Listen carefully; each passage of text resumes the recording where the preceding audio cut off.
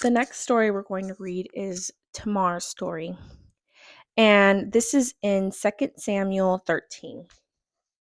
And the story starts out with David's son. David had many children. He had many children with many different women. So a lot of his kids were like, in today's age, like stepbrothers and stepsisters. In chapter 13, it says, after this, Absalom, the son of David, had a lovely sister whose name was Tamar. And Amnon, the son of David, loved her. The abuser in this story is Amnon. We learned that he loves his sister, and not in a sister and brother type way. It's in more of a lustful way. It said in verse 2, Amnon was so distressed over his sister Tamar that he became sick, for she was a virgin, and it was improper for Amnon to do anything to her. But Amnon had a friend whose name was Jonadab, the son of Shemiah, David's brother. Now Jonadab was a very crafty man, and he said to him, why are you, the king's son, becoming thinner day after day? Will you not tell me? So we're learning that he was becoming mentally and physically ill because of how stressed he was, because he knew he could not have his sister Tamar, and it was starting to affect him physically. And we see that Abnon's friend, Jonadab, could see that Amnon was clearly distressed, and so he's asking him, what is wrong? Tell me. And so it says, Amnon said to him, I love Tamar, my brother Absalom's sister. So Amnon is confiding in Jonadab and telling him he loves his sister. So Jonadab said to him in verse 5, it says, lie down on your bed and pretend to be ill. And when your father comes to see you, say to him, please let my sister Tamar come and give me food and prepare the food in my sight, that I may see it and eat it from her hand. Then Amnon laid and pretended to be ill when the king came to see him. Amnon said to the king, please let Tamar, my sister, come and make a couple of cakes for me in my sight, that I may eat from her hand. So Amnon's friend, who is a crafty man, is telling Amnon, I know a way to get your sister in the room so you can do what you please. Lie to your dad and tell him that you are sick and that you would love for your sister to bring you some food because you're ill, and that would help you feel better. So we see that Amnon requests that of King David. It says in verse 7, and David sent home to Tamar, saying, now go to your brother Amnon's house and prepare food to him. So Tamar went to her brother Amnon's house, and he was lying down. Then she took flour and kneaded it, made cakes in his sight, and baked the cakes.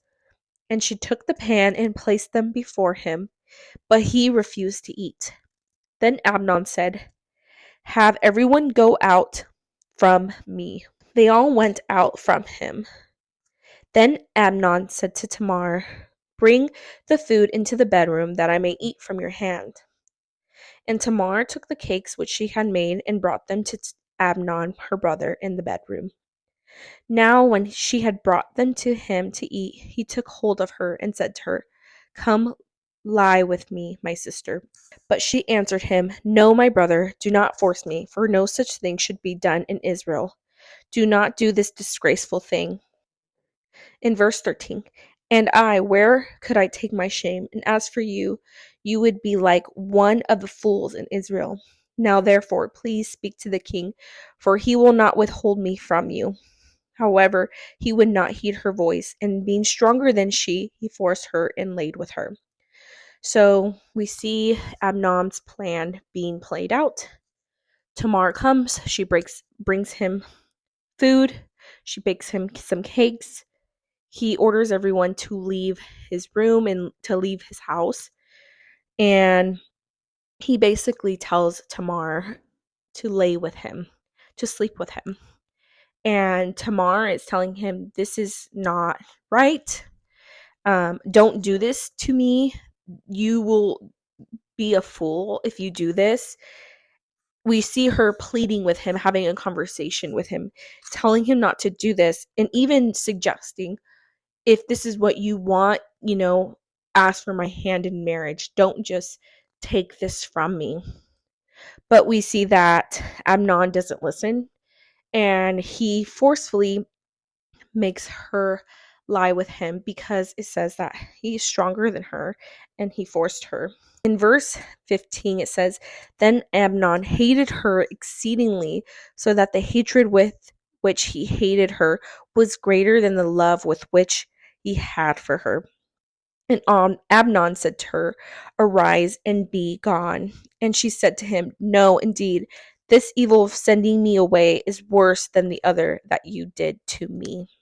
So we are seeing that Amnon, he has now fulfilled his desire to sleep with his sister, and now he's disgusted. He hates her after he's done this thing to her, and he's sending her away, and she's very upset. She's saying, you sending me away is worse than what you've done to me. We've read in Deuteronomy how if you lie with someone who is not married, who is a virgin, you then have to marry them. And I believe that's what Tamar is trying to say in this verse, that if you send me away and you don't marry me after what you've done, this is worse because of the law that existed. It says in the next verse, but he would not listen to her. Then he called his servant who attended him and said, Put this woman out away from me, and bolted the door behind her. Now she had on a robe of many colors, for the king's virgin daughters wore such apparels, and his servant put her out and bolted the door behind her. So we see that Tamar was forced out. And we also learn that the king's daughters, who were virgins, wore a robe of many colors. And this is very significant.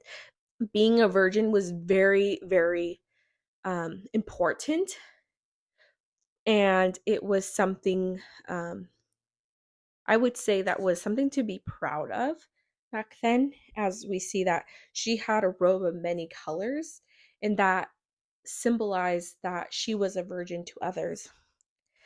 But it says that when she was forced out, in verse 19, then Tamar put ashes on her head and tore her robe of many colors that was on her, and laid her hand on her head and went away crying bitterly.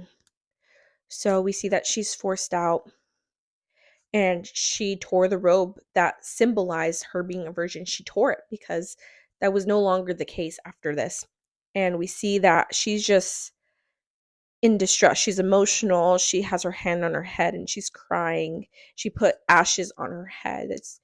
That symbolizes just great sadness, great distress.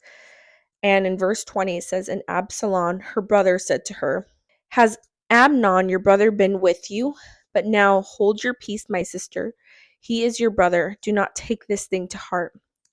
So Tamar remained desolate in her brother's Absalom's house.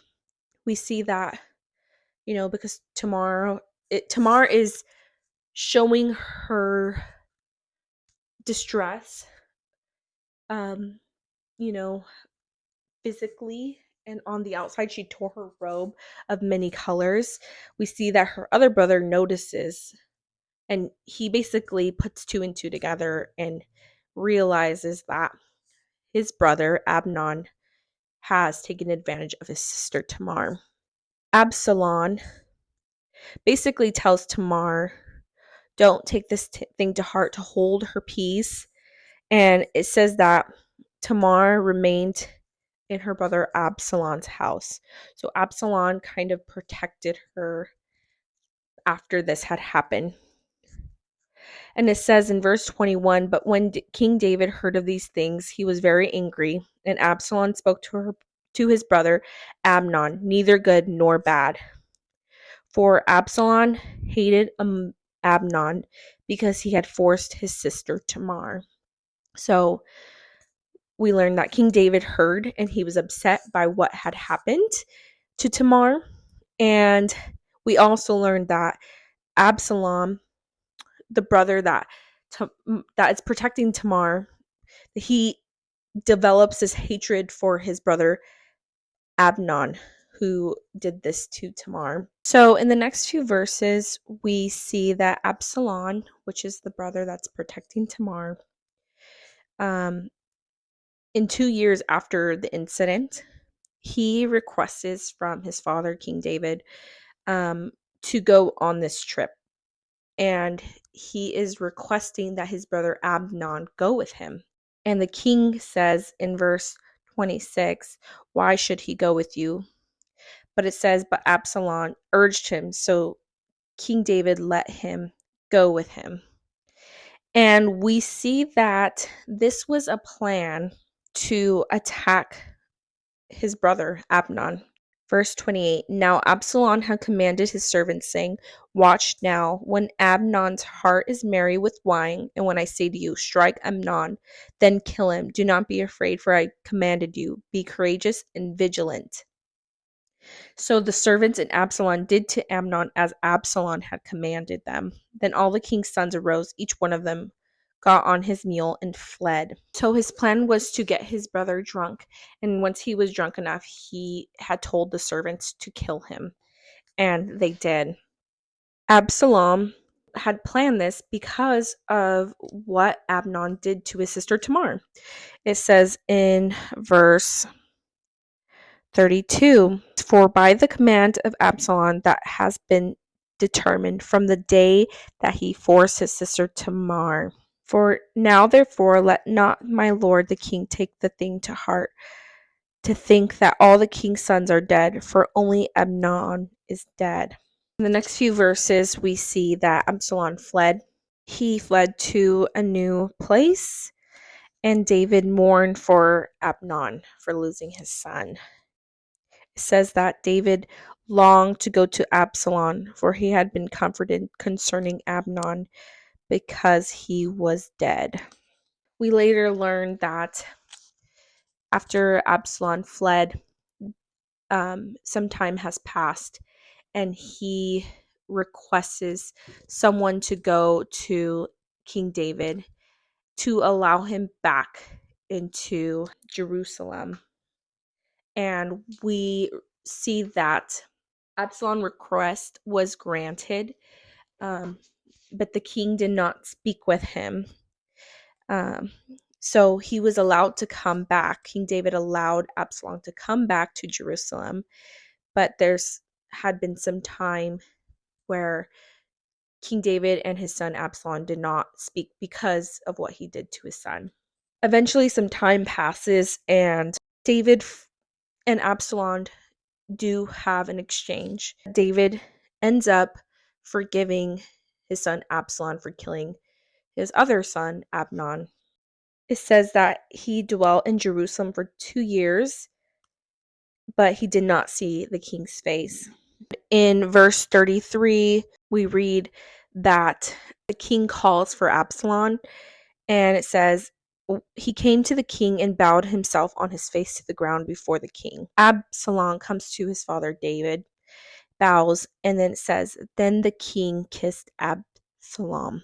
So that signified forgiveness. What I see in this story is Tamar was taken advantage of by her stepbrother, and she was protected after and by her brother, and eventually her brother took vengeance because of what had happened to get justice for his sister. And Amnon, who was the abuser in this situation, was killed because of what he did. And God protected Absalom. Despite him murdering his brother, he protected him. He allowed him back into Jerusalem. He allowed King David to forgive him and come back home. And that is something that I notice is that God protects Absalom even after he murders his brother for what he did to his sister. That concludes the story of Tamar. For part 3, we'll be discussing the story of Levite's concubine. I'll see you in the next video.